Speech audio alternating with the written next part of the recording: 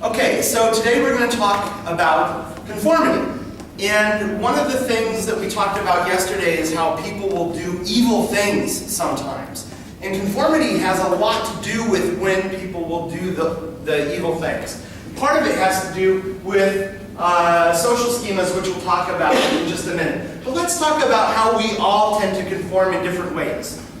Do you answer the phone differently if you have a caller ID and you know that it's your mom versus your boss versus your best friend versus your boyfriend versus someone else? Or do you answer the phone the same way for everyone?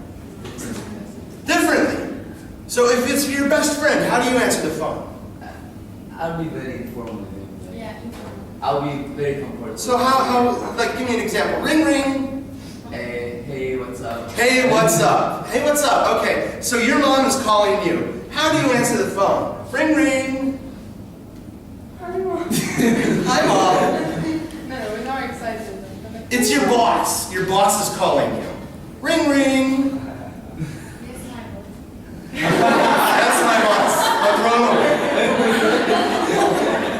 it? People conform to all sorts of different ideas. So, back when my wife and I were first married, we were very sweet with one another. We're still sweet, but you know, when you're first married, it's like even more.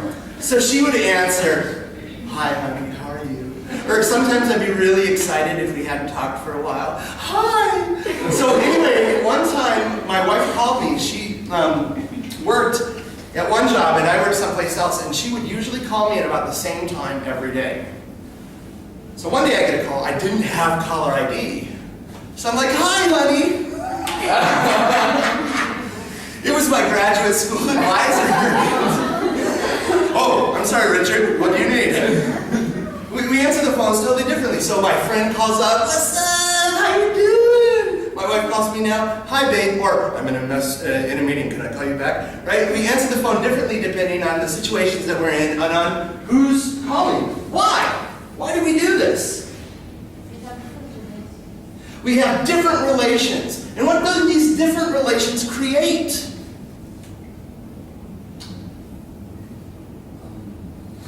Different ways of interacting. Schema.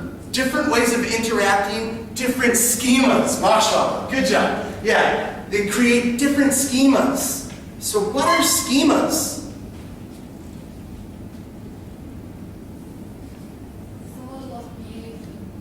It's a model of behavior. Very good. Anything else? I really, really like this definition. A model of behavior. Think about the word schema. This is similar to the word schematic or schematic. What is a schematic? Does anyone know?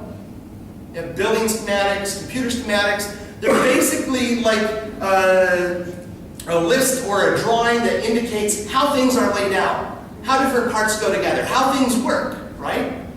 Which basically creates a model. So here I have a model, a blueprint for the building, and based off of this schematic, based on this schema, I'm going to build my building, right? And behave according to my idea about how the building should behave. If you look at Wikipedia, it says a schema is a mental structure, a model, that represents some aspect of the world. Some aspect of the world.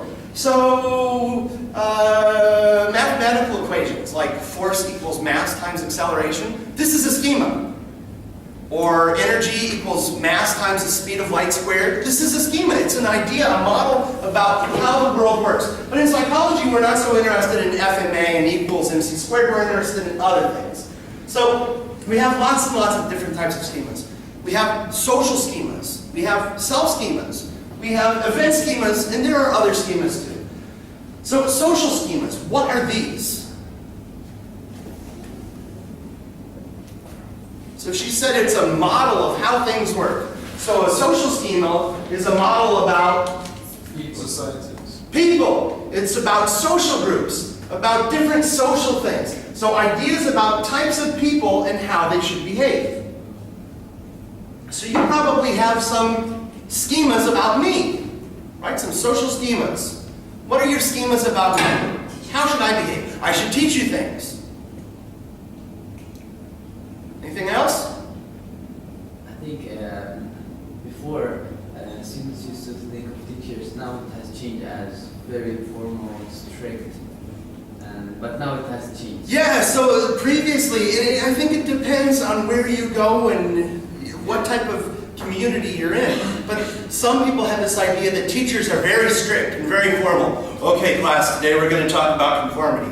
So social schemas are ideas about the types of people and how they should behave. Remember that, right? So a very sort of formal way that a teacher should operate. And if you expect that teachers act like this, when you get into my class, what happens? Maybe stress. Oh my goodness.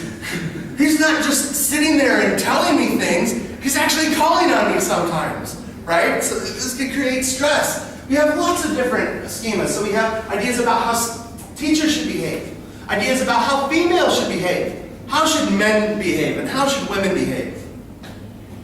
What things do men do? What things do women do? That's actually a big silly question. So people's schemas. If you go, let's say not what you personally think, but stereotypically, in the past, how did people think men should behave? Or women? Women should be in home. Women should be in the home, doing what? Take care of the baby. Take care of the babies, cleaning, cooking, doing things like that, right? And what should the men do? Working. Outside. We're working. Ciotteleczka, right? We earn the money. We travel. The woman stays at home.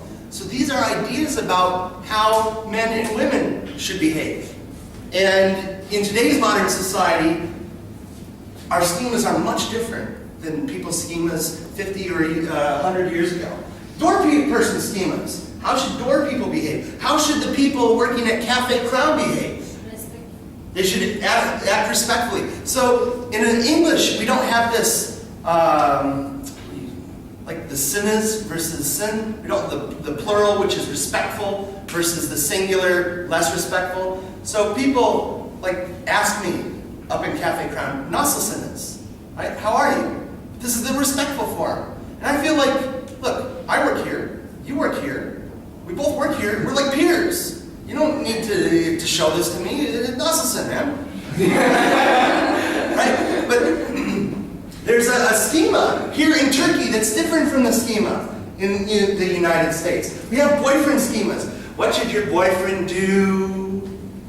Especially on certain days. So on Valentine's Day, are most of you guys familiar with Valentine's Day? So Valentine's Day happens on February the 14th, and it's like a special day for people who are in love. And what is a boyfriend supposed to do on Valentine's Day? Yeah, they're supposed to bring flowers and candy and say I love you to their loved ones, right?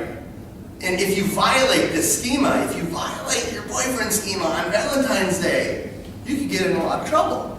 If I forget my anniversary as a good husband schema, I get in trouble. We have Muslim schemas, what Muslims should do. Oh, it's Friday, man. Are you going to Juma? Yeah, of course, man. Academic schemas, the types of things that academics should be interested in. In addition to these like social schemas that are basically our ideas about how different people behave, we also have schemas about how we should behave, right? Our self-schemas. So I have a number of different self-schemas. I consider myself a father. I consider myself a scientist, an educator, a geek. Maybe I should put that up top because I'm a pretty big geek. Hard worker, critical thinker, friendly and funny. And what do these schemas tell me to do? Do they influence my behavior at all? Yes. So I have this schema as a scientist and an educator. How does this influence my behavior? So this maybe makes me more formal and what else? Keep up with the news, scientific updates and stuff. So I should keep up with the news. Actually, one of the assignments that I gave you has to do with the news, and this is a way that I can keep up with things that are interesting to my students that are related to psychology, right? It also influences how I talk to people. So when I talk to people, and they say things, I will often question their ideas. Not to be offensive or rude or mean, but because I'm a critical thinker, I'm a scientist, I'm an educator. I want to learn more, and I want you to learn more. But I also have this idea that I'm funny, right? So how does this influence my behavior? Make more jokes. Yeah, so in class occasionally I'll try to make a joke. Sometimes they're good, sometimes maybe not. But these ideas I have about myself and how I should behave determine the things that I do. And it's not just these self-schemas operating by themselves. They operate differently in different situations. So here at school, which self-schemas do I engage more strongly? Yeah, scientist and educator, right? So, like my students, it would be odd if I treated you like I was your father, right? This would be sort of bizarre. So I come to school, I am a father, it's not like I'm not, but I leave that part of myself sort of behind, and I act more like a scientist and an educator. I wear different hats, just like you guys do, when you answer the phone to a good friend versus your mother versus your boss. Doesn't geek has a negative connotation? Yes, so geek does have the negative connotations. There are also some good connotations now. So when I think about geek, I think like sort of socially awkward. So I'm friendly and I'm funny, but I'm a little bit different. But it also means I like stuff like math, which I do, right? But it's a way that I sort of think about myself. Some of my interests in the movies that I watch, I like zombie movies, and I like Star Wars and Star Trek, right? These are things that I can talk about with friends. I'm not going to talk about them so much in class, unless someone asks me. But yeah. Okay, so event schemas. What are event schemas? Particular attitudes. Particular attitudes about, Events. can you be more specific? How For things should example, happen. this picture. How things should happen. In a particular event, how should things happen? So what's your event schema for this class? We start at We start at 11. You teach them this. I teach, you listen. Hopefully you guys feel like you can also raise your hand and ask questions and participate. Right? You didn't just listen, you talked this good. I have to read before we come. You have to read before you come. Right? Is my class the same as like chanting coach's class? No. No, the way things operate in different classes are different. Event schema is an idea about events and how they should occur. So, dining in a restaurant. What things do people do when they dine at restaurants? How do events unfold? You go to a restaurant and what happens? Sit. You sit down, okay? Then what? You look up and You look at the menu, good, okay? Order something, okay? you wait for 30 minutes. You wait for 30 minutes. Actually, you try to behave cool. You have to try to behave cool. Yeah, mostly. Oh, I'm cool. Yeah, you wait someone to serve for you.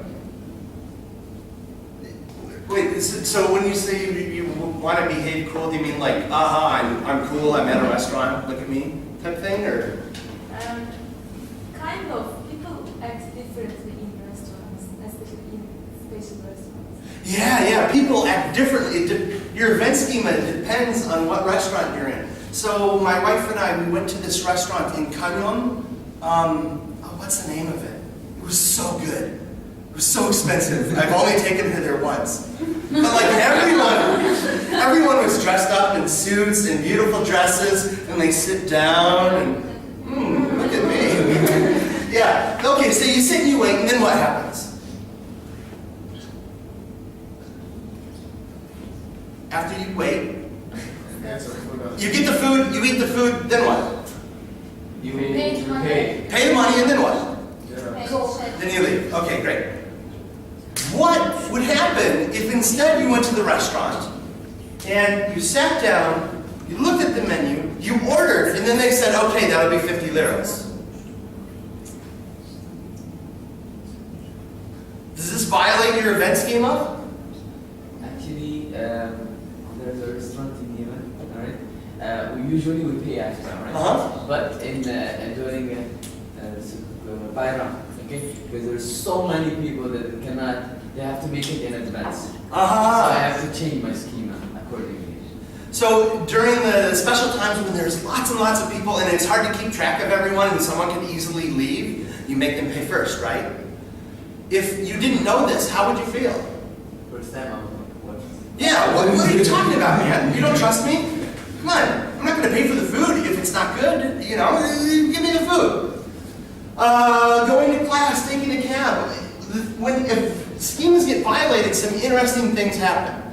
So, here's the naked cowboy in New York. So in New York, there's lots of people going about. A lot of them are in suits, going to business in nice dresses. A lot of like the tourists are in less formal clothes. But everyone is dressed. And then you have this guy who's just out in his underwear. What happens if you go to New York and you see this guy in his underwear?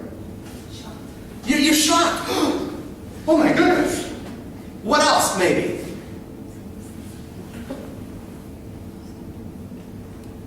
School stop and watch. You're sort of doing it right now, right? He's laughing. Like, dude, did you see that?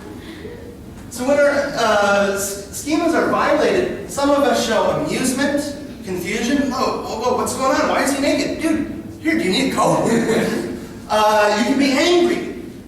You shouldn't be out like this. This is totally inappropriate.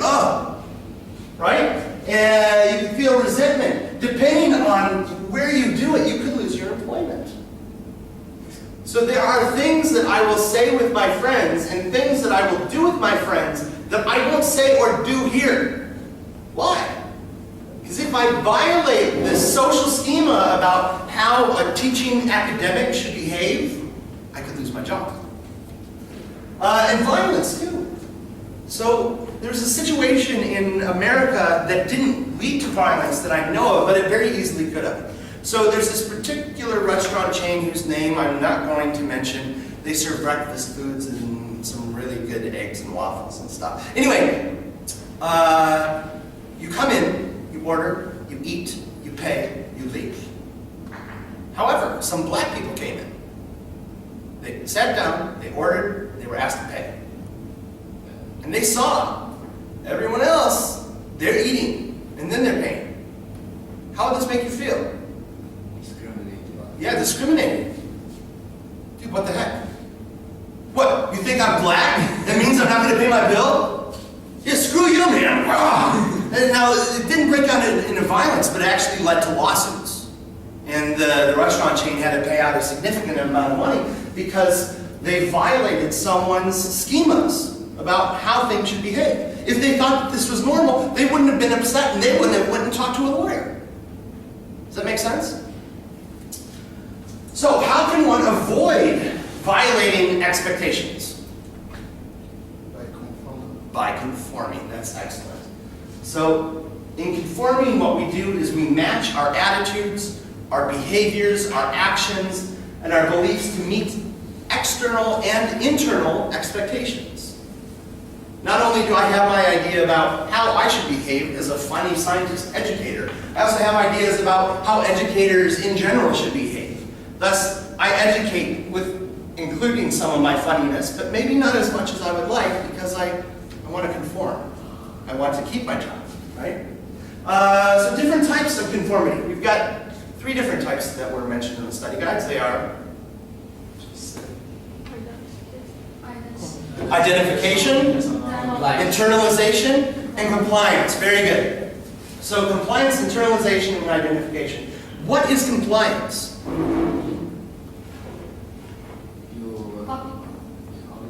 You conform in public. How about in private? In private, you don't conform. So, how could this be a good way to, like, you know, live your life by being compliant? Could this be beneficial? Yeah. How? In some cases. In some cases, yes. How? People will not discriminate you from society.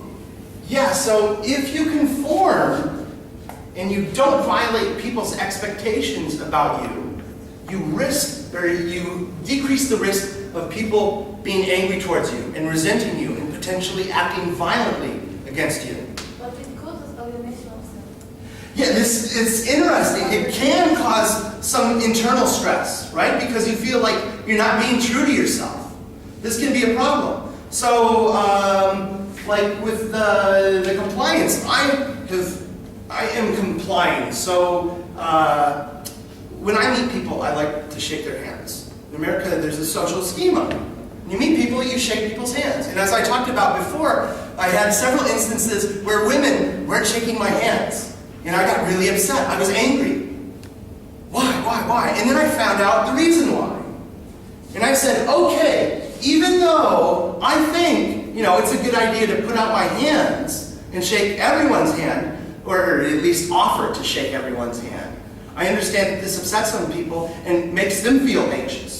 So what do? I was told by other faculty members here, when you meet a guy, go ahead, put out your hand and shake their hand. When you meet a woman, wait.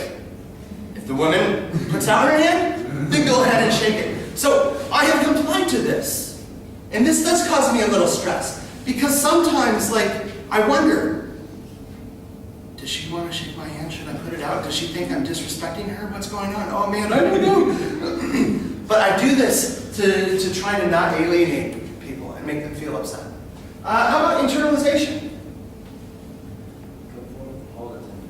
You can form both publicly and privately. So this would be like if, in the previous example, if I decided not to shake women's hands, and then, in private, I decided I wouldn't do it either. So even if I went back to America, I'm not going to offer to shake women's hands because I believe that this is wrong, that I shouldn't do it. It's interesting. In this very famous movie, Roots, have you guys seen Roots? I would guess none of you have. Roots. By Albert Haley, or I don't know. also It's about slavery. from a book, right? Yes, it's from a book. So there's this slave in America, and he really hates his owners because his owners are treating him like crap. And he acts very differently in front of his owners and acting with his friends. So his owners come up and say something to him, and he acts as if he's a child, as if he's stupid, because the white slave owners at that time thought the Africans, they're not like real people, they're like children, like animals, they're pets. So he would get around his owners and he would be like, oh yes, massa, I'll be a good boy for you. Yes, massa, I help you out. But when he was in private with the other slaves, he wasn't like this at all. He's like, man, you gotta do something about this. I gotta get out of here. This is crazy, right? So it's compliance. Whereas if you internalize that, then not only might you behave like that in front of the white slave owners, you would feel bad about yourself privately. Yeah, really, I'm like a pet. I'm not smart. I can't read. I'm dumb, right? This can be difficult in negative situations. How about identification? Report to someone, role model or something. Yeah, so the whole idea with identification is that there's a role model out there that you identify with. Who likes, football? Soccer? One person likes soccer, 2 people like soccer. Shoot. You guys like Messi? Messi? Yes. Okay, so a lot of people like Messi. So Messi is this phenomenal football player. I had no idea who Messi was until last semester. So I don't really watch soccer. I'm an American. We play football with our hands. Anyway, so someone showed me this Messi video. I was like, holy cow, this guy is really unbelievable. And when I was a kid, I used to have posters of my American football heroes. And I would think, they're cool. And I bet a lot of kids do that now. So they think that Messi's cool. They want to be just like Messi. So what do? They behave like Messi. So they go out and they practice soccer. And if Messi starts advertising a product, I don't know. I don't watch TV. Does Messi do advertisements? Most professional athletes do. No, But what does he advertise? So, like this African Coca-Cola? So he advertises this Coca-Cola. And if you like Messi, what are you going to think? Bye. Yeah, he likes that Coca-Cola. I like it too. Right? Because So you identify with this person. So you are conforming to the things that they say, the things that they do. So Messi says something about someone he likes, there's something he doesn't like, then the people that identify with him will say, yeah, we don't like that too. This happens in politics a lot. People like one particular party. And when the leader of the party says something, oh yeah, this is a problem, then everyone in that party, not everyone, but those who are conforming with the social schemas related to that party, then they start saying, yeah, we don't like this either. This is a big problem. We need to solve this. Okay, so there are some interesting examples of compliance that are really sort of odd. So Ash, he invested compliance and conformity. I'm sorry, not compliance, conformity. Compliance is like the Milgram studies. Will you comply when I tell you to press the button of shotgun? So how did Ash investigate conformity? Very simple task. Very clever experiment. I brought up 100 and something people. He brought people together. What did he have them do? Some people say to take risk, and they press the others to. This isn't the risk thing I'm looking for. It's The lines. yes, the lines. So he showed people a group of people a line. So I put out my advertisement. I say, look, I need some people to participate in an experiment. Would you like to come? You'll get paid, or maybe your students, you'll get class credit. All right. So I have 8 of you come into my room. Hi guys, today we're going to do an experiment about memory, and we're going to see how well people are able to remember things, whatever, some cover story. So then I show everyone, okay, here's this line, all right? I want you to look at this line closely. I want you to remember it, because I'm going to take it away. Boom. Aha! Now here are 3 lines. Which line did you see before? So you saw the middle one, the left one, the left one. How many people say the left one? How many people say the middle one? How many people say the right one? No, it says the right one. It was actually the left one.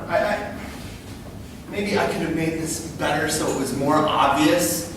But if you give the person first, the real participant, oh right, I forgot to mention this. So there's only one real participant in the group. Everyone else was an accomplice. Just like the Milgram experiment, where you have one person who's going to be the teacher and they're the real participant, and then the other person who's going to be the learner who's getting shocked, even though they're really not. They're pretending, they're playing a game, they're in cahoots with the experimenter. Everyone else is in cahoots with the experimenter. So if I showed you these things by yourself, almost everyone is picking this one. They're picking the right one. Now the interesting question is, what will happen if I ask everyone else first? So he's the real participant. So he should say this one, but I have all my accomplices say this one. So which one's it going to be? She says the middle. Which one? The middle. Which one? The middle. Which one? The middle. Which one? The middle. Now comes you. Which one is it? Then I have doubts with mine, so I can say it's the middle one. It's the middle one.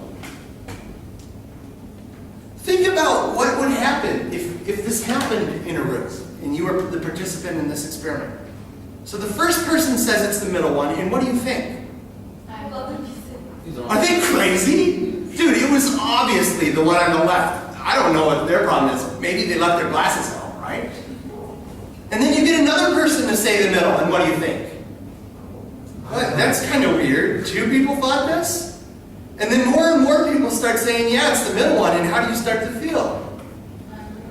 Maybe, like, oh man, maybe I saw a weird middle. That, I feel like it was that one, but anyway, so a lot of people end up complying. So 1/3 of the people said the wrong one after they heard everyone else in the group say the wrong one. This indicates that the things that other people say and do can influence the things that you say and do. All right, imagine now we have 2 investors. We have an investing club. Everyone in this class, at the beginning of the semester, we each put in 10 liras. And we have to decide what we're going to invest in. And we could invest in gold, we could invest in some stocks, we could invest in other things. So we have 2 potential investments. One is fairly risky. There's a good probability that we'll lose all of the money that we invested in. But if it works, we're going to make a whole lot of money off of it. The other one is fairly secure. There's basically no chance that we're going to lose our money, but we're probably only going to gain a little bit, right? A lot of the banks here, if you put your money in the account, you can gain interest on it. That's a very safe investment, right? You're not going to lose your money, and it's going to grow, but it's just going to grow a little bit. If you buy gold, on the other hand, Alton, right? The price fluctuates quite a bit. You have the potential to make a lot, but you also could lose a lot. So what do?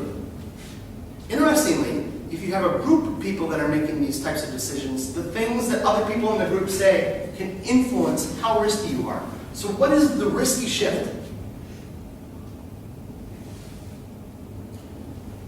As when there's a group, as a group it gets more members and bigger, you're likely to take a risk. You can also have a cautious shift. So what's the risky shift?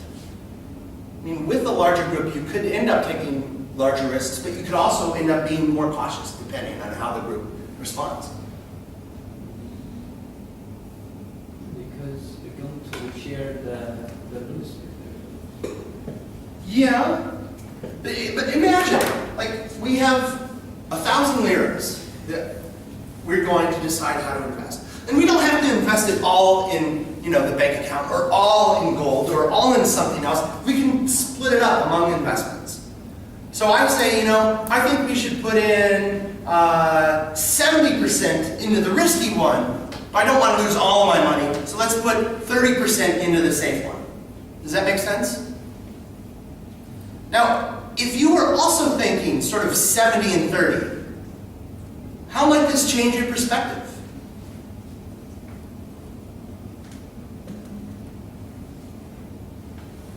So if I say, yeah, I thought 70 and 30 was a good idea, let's put more in the risky, and you thought you should put more in the risky, how does this make you feel? Pardon? Conformity. I'm no confident.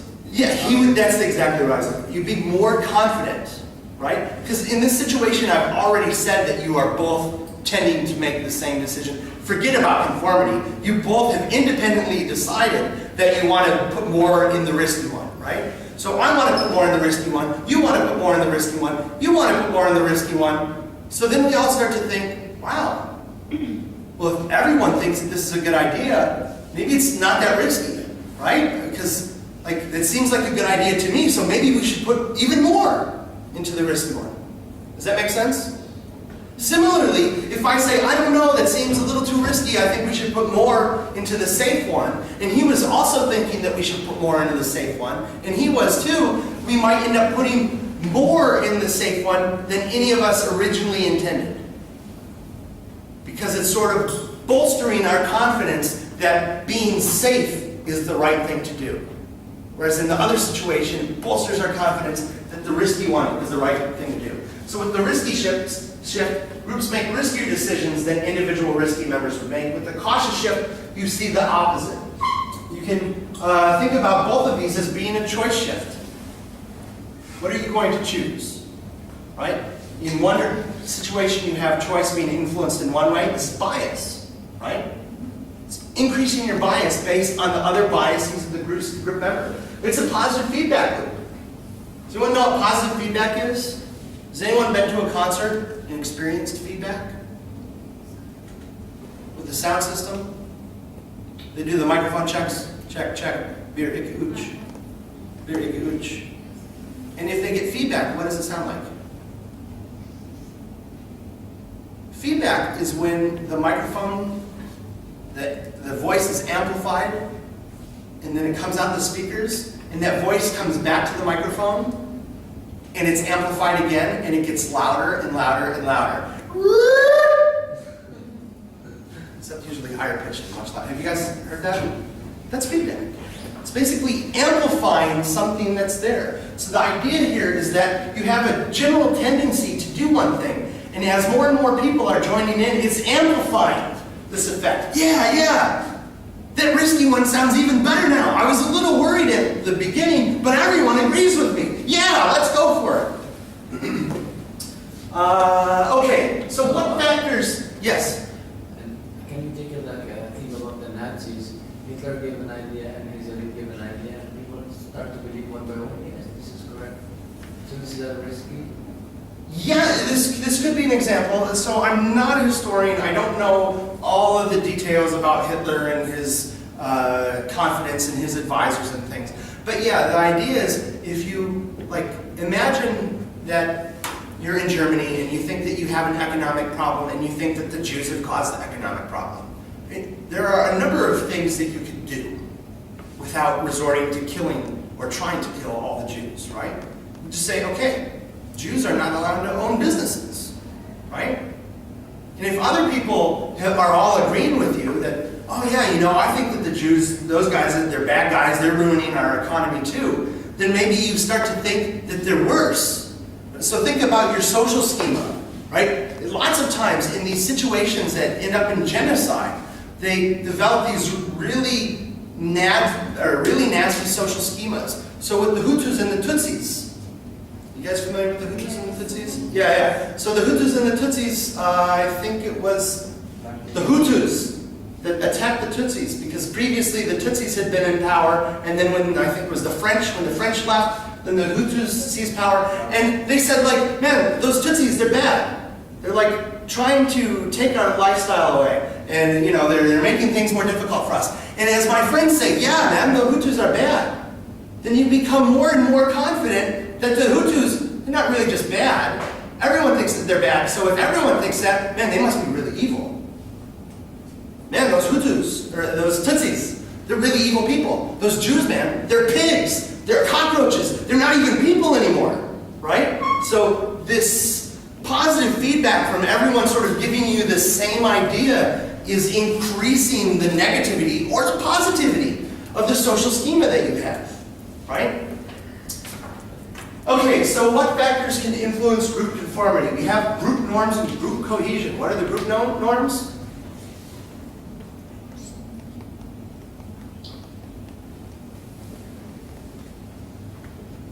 Norm meaning normal habits, rules. So basically, social schema is about how the particular group should behave. And by conforming to the group norms, you can become more popular. You get acceptance. It's a good thing. People like to be popular. How about group cohesion? Yeah, how much the groups stick together. So on 9/11, have some airplanes going to the Twin Towers in America, and another one that was headed for the Pentagon, and all sorts of stuff going on. What happened to group cohesion in America as a result of this? Group cohesion in America became extremely high. It became scarily high. USA, oh, they're attacking us. We need to stick together. You're Democratic, I'm Republican. You know, forget all of the bickering that we've done. We need to come together to fight this terrorist threat, right? So sticking together really, really tightly. Different groups have different levels of cohesion. There are some groups at this university that have very high levels of cohesion. They stick up for each other, they sit down and eat together with each other, they do activities together, and then there are other groups that don't have the same amount of cohesion. So, yes, we're a member of this group, but we really don't do anything outside. We don't really stick together. There's a lot of dissension. Anyway, so the group cohesion is basically sticking together, a sense of unity, an attraction to other group members, working towards a common goal. When these are high, you can see the previous effects. You can see these risky or the cautious shifts. You can also see groupthink. So what's groupthink?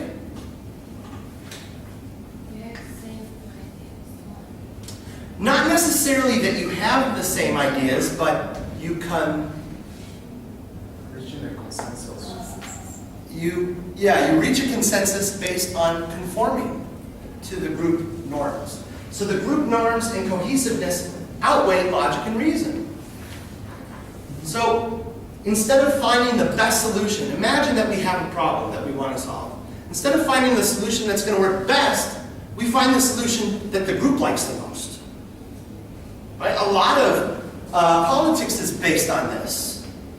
So politicians, they have these huge problems to deal with. Our economy is going bad. In Greece, right? The Greek economy is really, really horrible. And the politicians have some control over this. Do they pick the best strategy? Not often, because they want to get reelected, right? So they change the solution to not be the best solution, but the solution that's going to keep their group happy. In these situations, criticism is discouraged. So there was a lot of evidence of groupthink in America after 9/11. So some people said, like, wait. The weapons of mass destruction, we have like no real solid proof. Yeah, we have these reports, and yeah, we have these other things. And these people were called traitors. No, man, you guys are traitors. You're not real Americans. How dare you question this? This is groupthink. Then people start censoring themselves. Maybe I think that what the group wants to do is a bad idea, but I'm going to shut up. I don't want to say anything because I want to be liked. I want to be popular. We have a selection bias. When we pick new group members, we want to make sure that their thoughts are in line with our groups, and the potential ideas through self-censorship become selected with bias. Yeah, but this is very important. Very important. No, because when you are in a group, you need to have one common goal. I mean, you cannot just accept anybody who think differently than this group. That's true. So with the group, the idea is that groups have some common goal, right? And you want people who share that common goal. But think about it. Even if you have that common goal, there are different ways to potentially reach the common goal. So I know, I've been in situations where like the group comes together and then they have to decide what they want to do. And people, they don't want to hurt each other's feelings sometimes. So they're careful. And one person says, oh, how about we do this? And you think it's a horrible idea. You think it's ridiculous. And what do you say? You say, no, man, that's stupid. Let's not do that. How do people react? I know when I think someone has a really, really stupid idea in a group like that, they usually don't say that that's stupid. I'll say like, that's interesting, but maybe we could do something else, right? But by doing this, by giving this idea more respect than I actually have for it, I increase the likelihood that the group might end up supporting this idea, right? Other influences on conformity. As group size increases, conformity tends to go up. As more members in the group agree with one another, conformity goes up. The number of opinions that have already been voiced. Like I said, if I ask him first about the length of the line, he'll be less likely to say the wrong one as he would be if I had 10 people respond first. Self-esteem. The more self-esteem you have, the more positive you feel about yourself, the less likely you're going to conform. Your culture, individualistic versus collectivist cultures. So America is a very highly individualistic cultures, where being an individual is highly valued. So in America, there's a lot more, decreased conformity compared to collectivist cultures. It's hard to manipulate things like size, culture, and self-esteem in real groups, but it's easy to manipulate unanimity. So the minority influence is basically you have someone voice an unvoiced opinion. They don't have to necessarily agree with the opinion that they voiced. Did you guys see the debate against Ferhat, Abdul Hamid, and Ilke and myself? And we talked about whether men should have multiple wives or not. So I don't think that Ferhat and Abdul Hamid really think that men should have multiple wives. But they were saying those things anyway to create a discussion, to create a debate. So by voicing an unvoiced opinion, we can reduce unanimity, we can decrease groupthink, we can encourage discussion, and groups can assign a minority. They can assign someone to play devil's advocate. Okay, so for today, I want you to question the things that we say. Just to make sure that we're not making a stupid mistake. And then it gives him a free pass. And our group norms can be altered to better appreciate dissension. So when he asks critical questions, instead of saying, screw you man, we don't want you in the group anymore, we can say, thanks. You're helping us see the issue from different ways. Okay, academic freedom. A lot of the biggest scientific achievements have been controversial.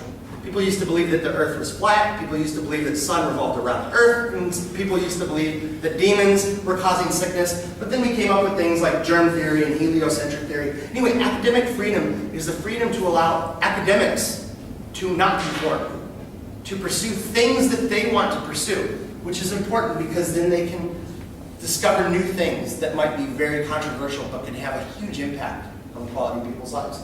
All right, next class we'll talk about heroism. Görüşürüz.